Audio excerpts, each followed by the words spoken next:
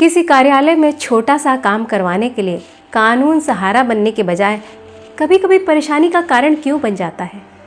अपने ही परिवार का कोई सदस्य बहुत ज़्यादा परेशान कर रहा हो, फिर भी लोग परिवार के सदस्य के खिलाफ कानून का सहारा लेने से क्यों कतराते हैं। आइए सुनते हैं सुधा मूर्ति जी की कहानी once upon a time life was simple में। जब सुधा मूर्ति के पिताजी का निधन हुआ तो उनके नाम से घर की कुकिंग गैस का कनेक्शन था।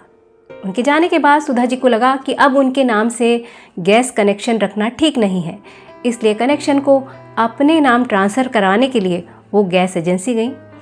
उन्होंने एजेंसी में एप्लीकेशन डाली जिसमें उन्होंने पिताजी का डेथ सर्टिफिकेट, पिताजी की वसीयत जिसमें लिखा था कि ये कनेक्शन सुधा जी के नाम कर दिया जाए, और अपना राशन कार्ड सबमिट किया। कुछ दिनों बाद उन्हें गैस एजेंसी से बुलावा आया। मैनेजर ने कहा, मैडम आपकी एप्लीकेशन अधूरी है क्योंकि इसमें आपके भाई बहनों की सहमति नहीं है कि कल को वो इस गैस कनेक्शन पर अपना अधिकार नहीं जताएंगे। सुधा जी ने कहा, मेरे भाई बहन अमेरिका के नागरिक हैं और उन्हें इस गैस कनेक्शन में कोई रुचि नहीं है। पर शायद वो मैनेजर सिर्फ कानून जानता था, कॉमन सेंस की उसकी नज़र में कोई वैल्यू नहीं थी। उसने कहा, तो आपको इस संबंध में अपने भाई बहनों से कहकर अमेरिका के नोटरी से सर्टिफिकेट मंगवाना होगा। जिस काम को सुधा जी बहुत आसान समझ रही थी, उन्हें नहीं पता था वो इतना पेचीदा हो जाएगा। सुधा जी ने फिर कहा, पर इसके बारे में पिताजी की वसीयत में तो लिखा है। मैनेजर ने एकदम असहयोग का रुख अपनाते हुए कहा, मैडम कानून तो कानून है, आपके भाई बहन अमेरिका के नागरिक हैं तो क्या, उन्हें कानून का पालन तो करना ही होगा। इसे लेकर मैं बाद में किसी समस्या में नहीं पड़ना चाहता। सुधा जी ने कहा, इतने छोटे से काम के लिए अमेरिका में आधे दिन की छुट्टी लेना मुश्किल है। पर मैनेजर किसी भी तर्क को मारने से इनकार करता रहा। आखिर निराश होकर सुधा जी घर चली गई। महीने भर बाद जब उन्होंने सिलेंडर भरवाने की कोशिश की तो मैनेजर फिर से कानून को लेकर अटक गया। उसने कहा, अब आपके पिताजी नहीं रहे, उनके नाम पर आप सिलेंडर नहीं भरवा सकती। उस समय सुधा जी सोचने लगी कि काश मैंने गैस एजेंसी में पिताजी के गुजर जाने की सूचना ही न दी होती, उन्हीं के नाम पर सिलेंडर भरता रहता। आखिर पैसा तो सुधा जी ही भर रही थी। इसी तरह वहीं सुधा जी के घर के पास सड़क पर एक औरत झाड़ू लगाने का काम करती थी। एक दिन वो बैठी रो रही थी। सुधा जी के बहुत सारे पड़ोसी थे जिन्हें उसके रोने में कोई इंटरेस्ट नहीं था। किसी ने उससे आकर नहीं पूछा वो क्यों रो रही है, पर सुधा जी हमेशा की तरह उसके पास गई और उसके रोने का कारण पूछा।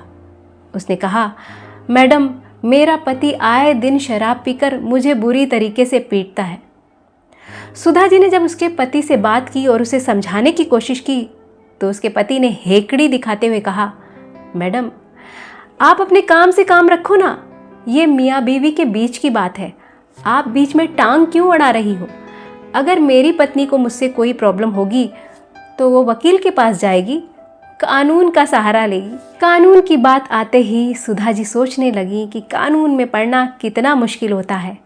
एक वो ज़माना था जब उनकी दादी माँ पड़ोस की औरत को बहू से गलत व्यवहार करने पर डांट देती थी और वो औरत चुपचाप सुन लेती थी कि दादी माँ उससे उम्र में बड़ी हैं। उन्हें याद आ रहा था कि एक बार उनकी गाय खो गई थी। पता चला कि वो गाय गोपाल के तबेले में बंधी है। पंचायत बुलाई गई। गोपाल ने कहा कि मेरी गाय ने उसके खेत में उगी सब्जियां बर्बाद कर दी जो उसकी आमदनी का साधन थे। मेरे परिवार ने उसकी सारी जिम्मेदारी ली और उसके सारे नुकसान की भरपाई कर दी और गाय उनके घर वापस आ गई। ज़्यादातर काम आपसी समझदारी से हो ही जाते थे, पर आज हर बात में कानून बीच में आता है और कानून के चक्कर में पड़ना मतलब अपनी रही सही सुख शांति भी खो देना है, क्योंकि लोग कानून को टेढ़ा करने में माहिर होते हैं। जो कानून हमारी समस्याओं को सुलझाने के लिए, हमारे काम को आसान करने के लिए बनाए गए हैं, वही हमारे गले की फांस बन जाते हैं। तो किसी भी देश में, किसी भी समाज में सुख इस बात से नहीं आता कि वहाँ कानून कैसा है, सुख इस बात से आता है कि उसका पालन करवाने वाले उनमें कितनी समझदारी है। वो कहते हैं ना कि जहाँ सुमति वहाँ संपत्ति नाना। तो ये कहानी अच्छी लगी हो तो वीडियो को लाइक करिएगा, शेयर करिएगा और चैनल को सब्सक्राइब ज़रूर करिएगा।